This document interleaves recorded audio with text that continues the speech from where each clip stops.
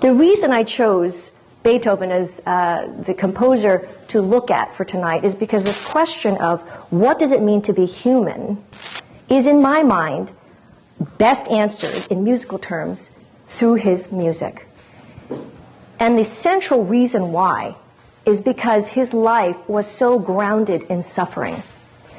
I believe that human experience, informed by the most extreme experiences, tragedy, joy, triumph, sadness, happiness, calm, anxiety, these extremes are the ones that make our lives rich, and they also make us realize what our weaknesses are, what our yearnings are, what our life needs are in terms of a spiritual perspective. Let me give you a little bit of a backdrop when I refer to his suffering.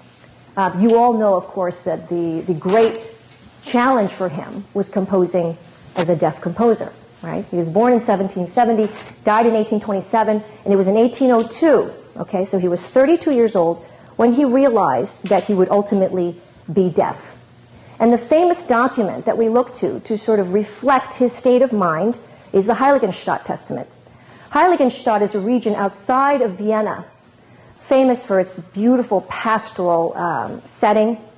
And Beethoven, of course, was a resident of Vienna, which was an artistic capital in Europe. And he used to go to Heiligenstadt in order to retreat urban life. He loved nature. And it was there that he really did feel like he could commune with a divine presence. He felt most at peace in the natural setting, isolated from people, from noise, from busyness. So he goes to Heiligenstadt, and he realizes he's going to be deaf, and he writes this letter to his brothers. He wanted his brothers actually to read this letter after he had died, okay? And he talks about his tremendous suffering. In fact, he was nearly suicidal. And he says, you have no idea the humiliation that I bear, knowing that my compositions may never come to fruition because I'll be living in a world of complete silence.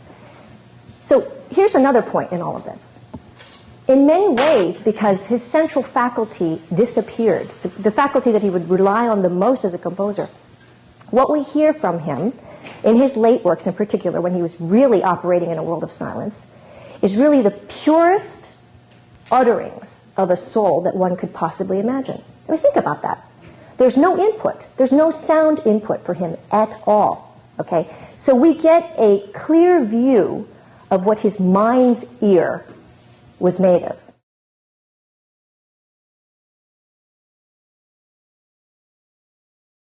For more information about the Veritas Forum, including additional recordings and a calendar of upcoming events, please visit our website at veritas.org.